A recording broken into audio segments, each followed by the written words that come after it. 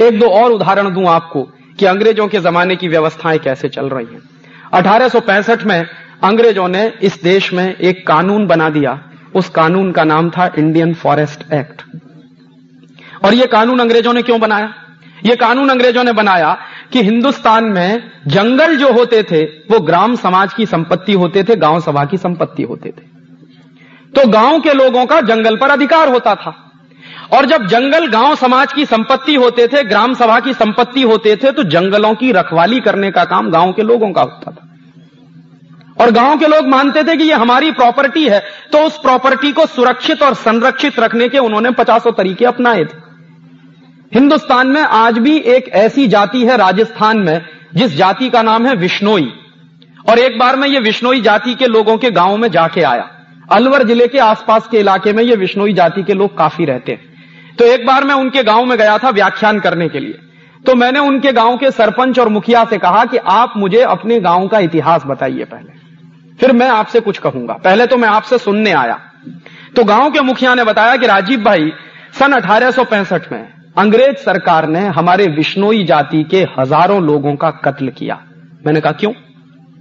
तो उन्होंने बताया कि उसका मतलब यह था कि अंग्रेजों ने एक कानून बनाया था। उस कानून का नाम था फॉरेस्ट एक्ट। तो मेरे समझ में आ गया कि अच्छा, इंडियन फॉरेस्ट एक्ट, हां वही कानून। तो मैंने कहा उसमें तो यह कर दिया था अंग्रेजों ने कि जो जंगल गांव समाज की संपत्ति होते थे, उन जंगलों को सरकार की संपत्ति घोषित कर दिया था, एक ही कानून से, एक ही झटके में। तो होता क्या था कि सरकार की संपत्ति घोषित होने से पहले अंग्रेज जब जंगलों को काटा करते थे तो अक्सर आदिवासियों के साथ उनके झगड़े होते थे।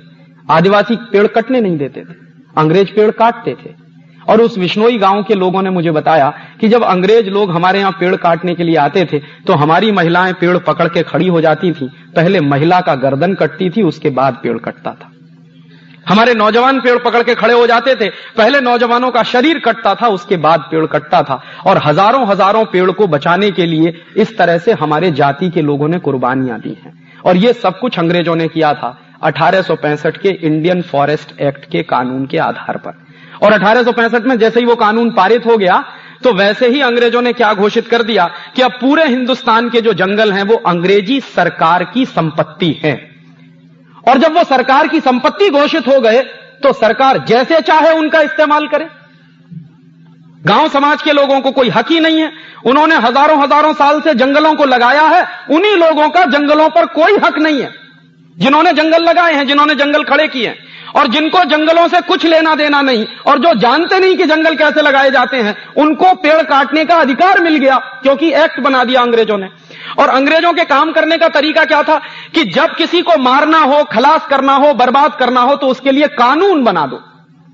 तो वो क्या कहते थे, हम तो कानून का पालन कर रहे हैं, माने आपकी जेब कट रही है, आपकी बर्बादी हो रही है, और अंग्रेजों के लिए वो कानून का पालन हो रहा है। तो 1865 में उन्होंने कानून बना दिया। अब उस कानून के पालन करने के लिए उन्होंने हिंदुस्तान के हजारों हजारों आदिवासियों को मार दिया, क्योंकि वो जंगल बचाने की लड़ाई लड़ते थे। उस कानून में एक प्रोविजन है। प्रोविजन क्या है? 1865 का जो इंडियन फॉरेस्ट एक्ट है वो ये कहता है कि कोई भी आदिवासी या कोई भी हिंदुस्तानी व्यक्ति जंगल के पेड़ नहीं काट सकता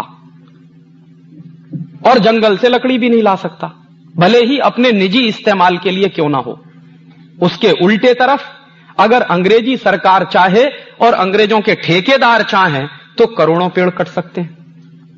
तो अंग्रेजी सरकार को और अंग्रेजी ठेकेदारों को तो लाइसेंस मिल गया पेड़ काटने का, लेकिन हिंदुस्तान के लोग जो जंगलों में रहते थे, अगर वो पेड़ काटकर लकड़ी ले आए अपना खाना बनाने के लिए, तो उन पर पाबंदी लगा दी उन्होंने कानून से।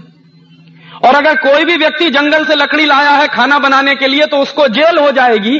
और अंग्रेजों ने इसी काम के लिए एक पोस्ट बनाई जिसका नाम था डिस्ट्रिक्ट फॉरेस्ट ऑफिसर, DFO।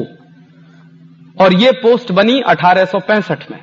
और इस पोस्ट के आदमी का काम क्या था? यही कि कोई भी हिंदुस्तानी अगर जंगल से लकड़ी काट लाए तो उसको सजा दिलवाना, उसके ऊपर केस बनाना, उसको मारना, उसको पीटना। और दूसरी तरफ अंग्रेजों के ठेकेदार और उनकी कंपनियां पेड़ काटें तो उनको लाइसेंस जारी करना। तो 1865 में यह कानून अंग्रेजों ने बनाया। ठीक है, 1947 में अंग्रेज चले गए, लेकिन कानून अभी भी वही है। और आज भी इस देश में 1865 का वही इंडियन फॉरेस्ट एक्ट चल रहा है जो अंग्रेज बनाकर गए थे। और उसके प्रोविजन क्या है? उसका वो प्रोविजन जिसमें आप पेड़ नहीं काट सकते, लेकिन अंग्रेजी सरकार और अंग्रेजों की कंपनियां पेड़ काट सकती हैं, वो प्रोविजन आज भी वैसे का वैसा ही है। अगर आपकी सोसाइटी में कोई पेड़ लगा हो और वो पेड़ आपकी सोसाइटी की दीवार गिराने वाला हो, आप उस पेड़ को काट नहीं सकते।